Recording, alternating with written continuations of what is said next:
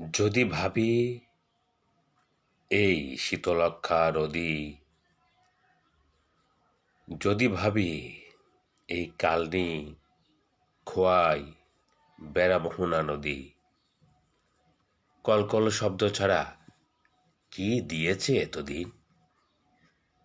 বহু বছর পর নানা রং ঋণ মনে পড়ে যায়।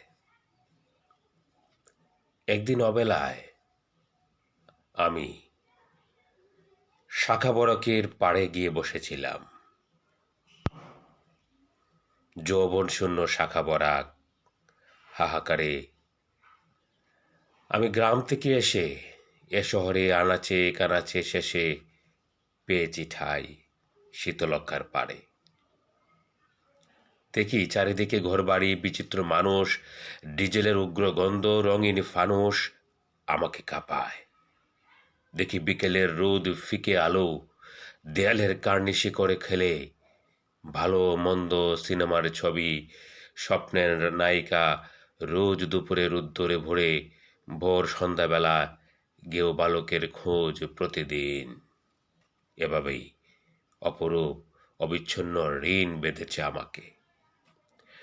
লক্ষার ওপারে কালো ধোয়া, ঝাঁকে ঝাঁকে পাখি, আর এপারে তাঁত শিল্প, জনতার ভিড়, পাখিদের ঘরে ফেরা, রকমারি নীড় দেখে দেখে মুগ্ধ আমি এই বছরগুলোতে।